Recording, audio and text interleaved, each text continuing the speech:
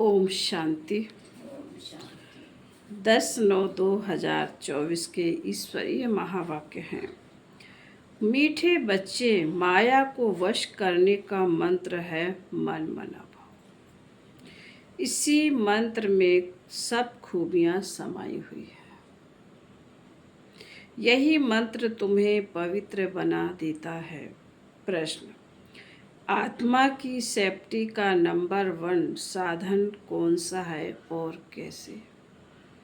उत्तर है, याद की यात्रा ही सेफ्टी का नंबर 1 साधन है, क्योंकि इस याद से ही तुम्हारे कैरेक्टर सुधरते हैं। तुम माया पर जीत पा लेते हो। याद से पतित कर्मेंद्रियां शांत हो जाती हैं। याद से ही बल आता है। ज्ञान तलवार में याद का जौहर चाहिए। याद से ही मीठे सतो प्रधान बनेंगे। कोई को भी नाराज नहीं करेंगे। इसलिए याद की यात्रा में कमज़ोर नहीं बनना। अपने आप से पूछना है कि हम कहाँ तक याद में रहते हैं। ओम शांति। मीठे मीठे रूहानी बच्चों को रोज़ रोज़ सावधानी ज़रूर देनी होती है। कौन सी? Safety first. सेफ्टी क्या है? याद की यात्रा से तुम बहुत बहुत सेफ रहते हो।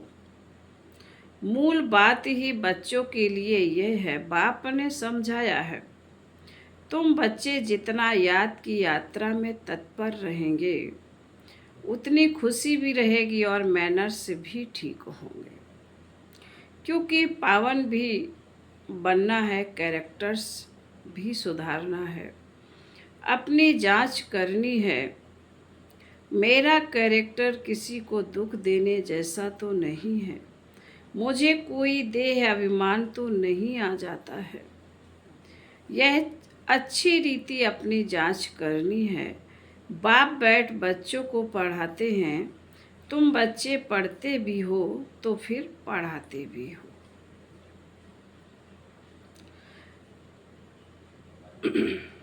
बेहद का बाप सिर्फ पढ़ाते हैं, बाकी तो सब हैं देहधारी।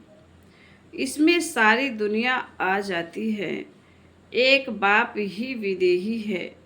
वह तुम बच्चों को कहते हैं कि तुमको भी विदेही बनना है। मैं आया हूँ तुमको विदेही बनाने। पवित्र बनकर ही वहाँ जाएंगे। छीछी को तो साथ ले नहीं जाएंगे। बाबा ने कहा तुम बच्चों को वहाँ पवित्र बनकर जाएंगे। पवित्र बनकर के ही बाबा लेकर जाएंगे। छीछी को साथ नहीं ले जाएंगे। इसलिए पहले पहले मंत्र ही यह देते हैं, माया को वश करने का यह है मंत्र। पवित्र होने का यह मंत्र है। इस मंत्र में बहुत खूबियाँ भरी हुई हैं। इनसे ही पवित्र बनना है। मनुष्य से देवता बनना है। जरूर हम ही देवता थे। इसलिए बाप कहते हैं, अपनी सेफ्टी चाहो, अपनी सेफ्टी चाहो, मजबूत महावीर चाहो तो यह पुरुषार्थ करो। बाप तो शिक्षा देते रहेंगे, भल ड्रामा भी कहते रहेंगे। ड्रामा अनुसार बिल्कुल ठीक ही चल रहा है। फिर आगे के लिए भी समझाते रहेंगे। याद की यात्रा में कमज़ोर नहीं बनना। बाहर रहने वाली बांधेली गोपिकाएं जितना याद करती हैं, उतना सामने रहने वाले भी याद नहीं करते हैं, क्योंकि उनको तड़फन होती है शिव बाबा से मिलने की। जो मिल जाते हैं उन्हों का पेट जैसे कि भर जाता है। जो बहुत याद करते हैं वह ऊंच पद पा सकते हैं। देखा जाता है अच्छे अच्छे बड़े बड़े सेंटर्स संभालने वाले मुख्य भी याद की यात्रा में कमज़ोर हैं। याद का जौहर बहुत अच्छा चाहिए, ज्ञान तलवार में याद का जौहर ना होने के कारण किसी को तीर लगता ही नहीं। पूरा मरते नहीं हैं बच्चे, कोशिश करते हैं ज्ञान का बाण लगाकर बाप का बनाएं व मर्जीवा बनाएं, परंतु मरते नहीं। तो जरूर ज्ञान तलवार में गड़बड़ है। बाबा भल जानते हैं ड्रामा भल एक्यूरेट चल रहा है, परंतु आगे के लिए तो समझाते रहेंगे ना। हर एक अपनी दिल से पूछो हम कहाँ तक याद करते हैं, याद से ही बल आएगा। इसलिए कहा जाता है ज्ञान तलवार में जौहर चाहिए। ज्ञान तो बहुत सहज रीति समझा सकते हैं, जितना जितना याद में रहेंगे उतना बड़े मीठे बनते जाएंगे। तुम सतो प्रधान थे तो बहुत मीठे थे, अब फिर सतो प्रधान बनना है। तुम्हारा स्वभाव भी बहुत मीठा चाहिए। कभी रंज नाराज नहीं होना चाहिए। ऐसा वातावरण ना हो जो कोई रंज हो। ऐसी कोशिश करनी चाहिए क्योंकि यह ईश्वरीय कॉलेज स्थापन करने की सर्विस बहुत ऊंची है। विश्वविद्यालय तो भारत में बहुत गाए जाते हैं, वास्तव में वह है नहीं। विश्वविद्यालय तो एक ही होता है। बाप आकर सबको मुक्ति जीवन मुक्ति देते हैं। बाप जानते हैं सारी दुनिया के जो भी मनुष्य मात्र हैं सब खत्म होने हैं। बाप को बुलाया भी इसलिए है कि छीछी दुनिया का खात्मा और नई दुनिया की स्थापना करो। बच्चे भी समझते हैं बरोबर बाप आया हुआ है। अभी माया का पंप कितना है, फॉल ऑफ पंपियाँ का खेल भी दिखाते हैं। बड़े बड़े मकान आदि बना रहे हैं, यह है पंप। सतयुग में इतने मंजिल के मकान बनते नहीं हैं, यहाँ बनते हैं क्योंकि रहने के लिए जमीन कम है।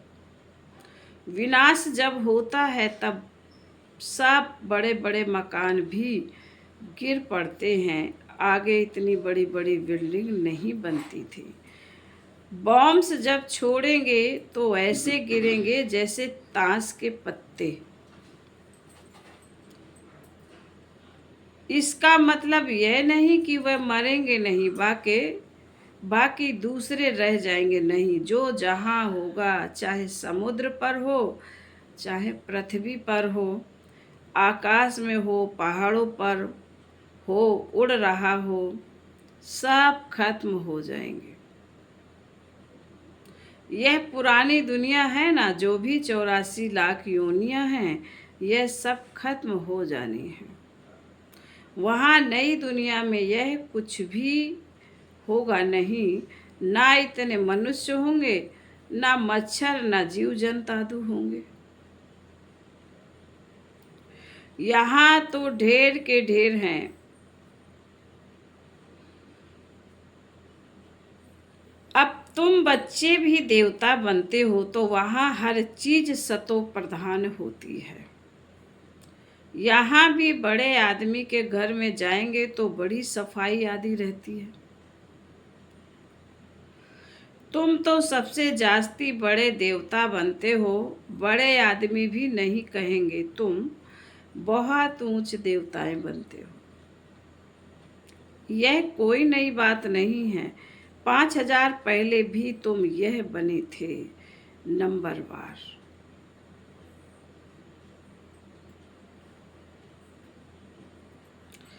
यह इतना किचड़ा आदि वहाँ कुछ भी नहीं होगा। बच्चों को बड़ी खुशी होती है, हम बहुत ऊंच देवता बनते हैं। एक ही बाप हमको पढ़ाने वाला है जो हमको बहुत ऊंच बनाते हैं। पढ़ाई में हमेशा नंबरवार पोजीशन वाले होते हैं। कोई कम पढ़ते हैं, कोई जास्ती पढ़ते हैं, बड़े बड़े सेंटर्स खोल रहे हैं इसलिए कि बड़ों बड़ों को मालूम पड़े। भारत का प्राचीन राजयोग भी गाया हुआ है। खास विलायत वालों को जास्ती उत्सुकता होती है। बाबा ने कहा खास विलायत वालों को जास्ती उत्सुकता होती है राजयोग सीखने की। भारतवासी तो तमो प्रधान बुद्धि है, वह फिर भी तमो बुद्धि है, इसलिए उन्हों को शौक रहता है भारत का प्राचीन राजयोग सीखने का। भारत का प्राचीन राजयोग नामी ग्रामी है, जिससे ही भारत स्वर्ग बनता है, जिससे ही भारत स्वर्ग बना था। बहुत थोड़े आते हैं जो पूरी रीति समझते हैं। बाबा ने क्या कहा? बाबा के घर में बहुत थोड़े आते हैं जो पूरी रीति से समझते हैं। स्वर्ग हेवन पास हो गया सो भी होगा जरूर। हेवन अथवा पैराडाइज सबसे वंडर ऑफ वर्ल्ड। स्वर्ग का कितना नाम वाला है। स्वर्ग और नरक, शिवालय और वैश्यालय। बच्चों को अब नंबर वार याद है कि हमको अब शिवालय में जाना है। वहाँ जाने के लिए शिव बाबा को याद करना है। वही पंडा है सबको ले जाने वाला। भक्ति को कहा जाता है रात, ज्ञान को कहा जाता है दिन। यह बेहद की बात है। नई चीज और पुरानी चीज में बहुत फर्क होता है। अब बच्चों की दिल होती है इतनी ऊंची ते ऊंच पढ़ाई, ऊंचे ते ऊंचे मकान में हम पढ़ाएं तो बड़े बड़े लोग आएंगे। एक एक को बैठ समझाना पड़ता है। वास्तव में पढ़ाई व शिक्षा के लिए एकांत में स्थान होते हैं। ब्रह्म ज्ञानियों के भी आश्रम शहर से दूर होते हैं और नीचे ही रहते हैं। इतने ऊपर की मंजिल पर नहीं रहते हैं। अभी तो सतो तमो प्रधान होने से शहर के अंदर घुस पड़े हैं। वह ताकत खत्म हो गई है। इस समय बाकी बैटरी खाली है। इस समय सबकी बैटरी खाली है। अब बैटरी को कैसे भरना है? यह बाप के सिवाय कोई भी बैटरी चार्ज कर ना सके। बच्चों को बैटरी चार्ज करने से ही ताकत आती है। उसके लिए मुख्य है याद। उसमें ही माया के विघ्न पड़ते हैं। कोई तो सर्जन के आगे सच बतलाते हैं, कोई छिपा लेते हैं। अंदर में जो खामियां हैं वह तो बाप को बतलानी पड़े। इस जन्म में जो पाप किए हैं वह अविनाशी सर्जन के आगे वर्णन करना चाहिए, नहीं तो वह दिल अंदर खाता रहेगा। सुनाने के बाद फिर खाएगा नहीं, अंदर रख लेना है। यह भी नुकसान कारक है। जो सच्चे सच्चे बच्चे बनते हैं वह सब बाप को बतला देते हैं। इस जन्म में यह पाप किए हैं। दिन प्रतिदिन बाप जोर देते रहते हैं, यह तुम्हारा अंतिम जन्म है। तमो प्रधान से पाप तो जरूर होते होंगे ना। बाप कहते हैं मैं बहुत जन्मों के अंत में जो नंबर 1 पतित बना है उसमें ही प्रवेश करता हूँ,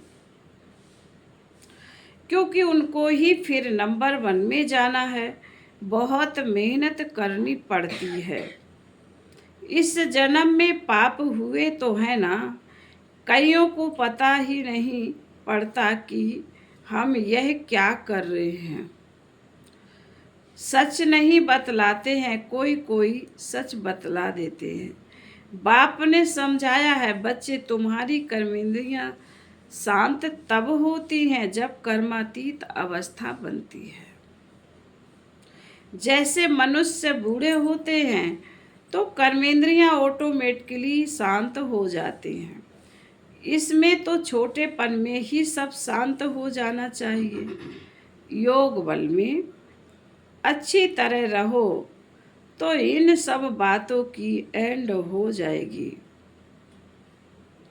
वहाँ कोई ऐसी गंदी बीमारी, किचड़ा पट्टी आदि कुछ नहीं होता है। मनुष्य बड़े साफ शुद्ध रहते हैं। वहाँ है ही राम राज्य, यहाँ है रावण राज्य। तो अनेक प्रकार की गंदगी की बीमारियां आदि हैं। सतयुग में यह कुछ होती नहीं। बात मत पूछो, नाम ही कितना फर्स्ट क्लास है। स्वर्ग नई दुनिया बड़ी सफाई रहती है। बाप समझाते इस मृत्यु लोक, बाप समझाते इस पुरुषोत्तम संगम युग पर ही तुम यह सब बातें सुनते हो। कल नहीं सुनते थे। कल मृत्यु लोक के मालिक थे, आज अमर लोक के मालिक बनते हो। निश्चय हो जाता है कल मृत्यु लोक में थे, अभी संगम युग पर आने से अमर लोक में जाने के लिए तुम पुरुषार्थ कर रहे हो। पढ़ाने वाला भी अब मिला है जो अच्छी रीति पढ़ते हैं तो पैसा आदि भी अच्छा कमाते हैं। बलिहारी पढ़ाई की कहेंगे, यह भी ऐसे है। इस पढ़ाई से तुम बहुत ऊंच पद पाते हो। अभी तुम रोशनी में हो। यह भी सिवाय तुम बच्चों के और कोई को मालूम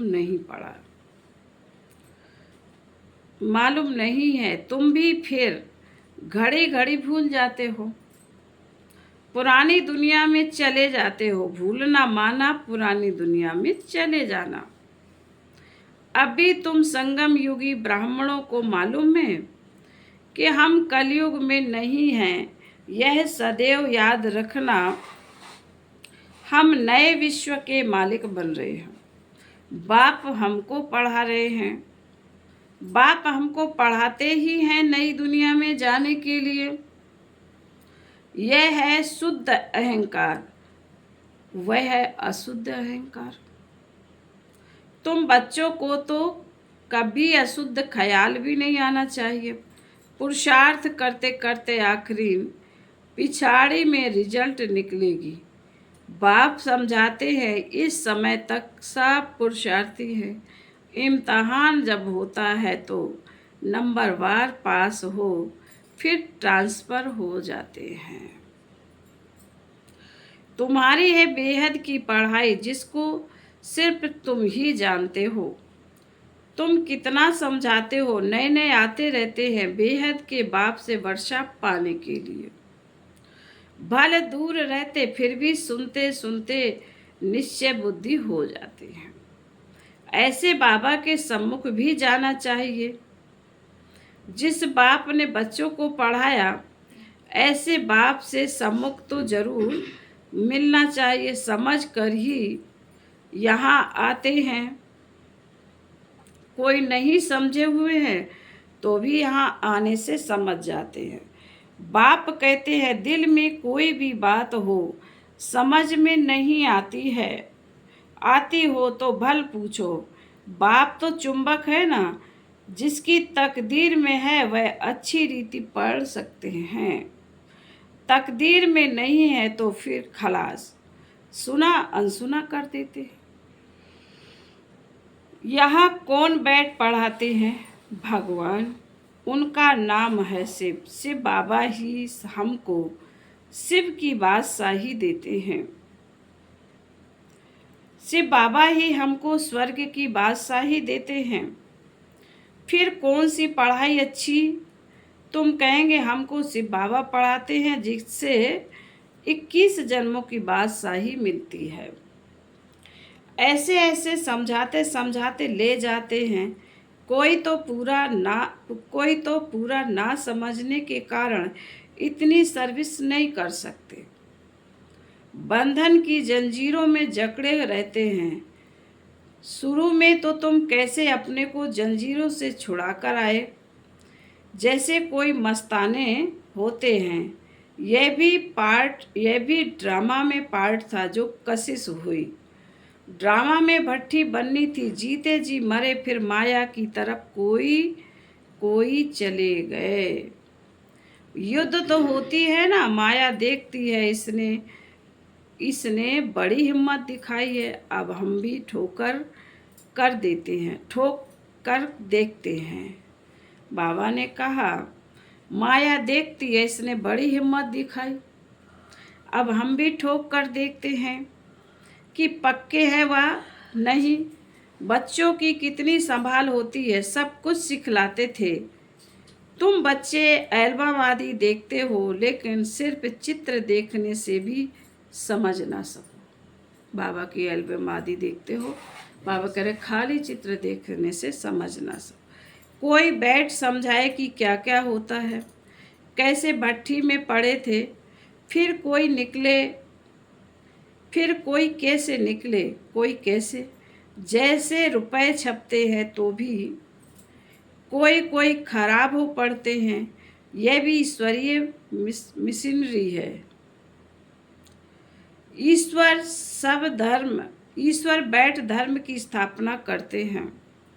यह बात किसी को भी पता नहीं है। बाप को बुलाते भी है, परंतु जैसे तबाही समझते ही नहीं। कहते हैं यह कैसे हो सकता है, माया रावण एकदम ऐसा बना देती है। शिव बाबा की पूजा भी करते हैं, फिर कह देते हैं सर्वव्यापी। शिव बाबा कहते हो, फिर सर्वव्यापी कैसे होगा? पूजा करते हैं, लिंग को शिव कहते हैं, ऐसे थोड़े ही कहते हैं कि इसमें शिव बैठा है। अब पत्थर ठिक्कर में भगवान को कहना, तो क्या सब भगवान ही भगवान हैं? भगवान अनलिमिटेड हो तो नहीं होंगे। तो बाप बच्चों को समझाते हैं, कल्प पहले भी ऐसे समझाया था। बाबा कह रहे कल्प पहले भी ऐसे ही समझाया था। अच्छा, मीठे मीठे सिकीलधे बच्चों प्रति माता पिता बाप दादा का याद प्यार और गुड मॉर्निंग। रूहानी बाप की रूहानी बच्चों को नमस्ते। हम रूहानी बच्चों की रूहानी माता पिता बाप दादा को याद प्यार, गुड मॉर्निंग और नमस्ते नमस्ते नमस्ते। ओम शांति, ओम शांति। थैंक यू बाबा, धन्यवाद। धारणा के लिए मुख्य सार, पहली पॉइंट, ऐसा मीठा वातावरण बनाना है जिसमें कोई भी नाराज ना हो। बाप समान विदेही बनने का पुरुषार्थ करना है। याद के बल से अपना स्वभाव मीठा और कर्मेंद्रियां शांत करनी है। दूसरे पॉइंट में, सदा इसी नशे में रहना है कि अभी हम संगम युगी हैं, कलयुगी नहीं। बाप हमें नए विश्व का मालिक बनाने के लिए पढ़ा रहे हैं। अशुद्ध ख्यालात समाप्त कर देने हैं। वरदान। अकाल तख्त और दिल तख्त पर बैठ सदा श्रेष्ठ कर्म करने वाले कर्मयोगी भव। अकाल तख्त और दिल तख्त पर बैठ सदा श्रेष्ठ कर्म करने वाले कर्मयोगी भव। इस समय आप सभी बच्चों को दो तख्त मिलते हैं, एक अकाल तख्त, दूसरा दिल तख्त। लेकिन तख्त पर वही बैठता है जिसका राज्य होता है। जब अकाल तख्त नसीन हैं तो स्वराज अधिकारी हैं, और बाप के दिल तख्त नसीन हैं तो स्वराज अधिकारी हैं। जब अकाल तख्त नसीन हैं तो स्वराज अधिकारी हैं, और बाप के दिल तख्त नसीन हैं तो बाप के वर्षे के अधिकारी हैं, जिसमें राज्य भाग सब आ जाता है। कर्मयोगी अर्थात दोनों तख्त नसीन। ऐसी तख्त नसीन आत्मा का हर कर्म श्रेष्ठ होता है, क्योंकि सब कर्मेंद्रियां लॉ और ऑर्डर में रहती हैं। स्लोगन। जो सदा स्वमान की सीट पर सेट रहते हैं वही गुणवान और महान बनते हैं।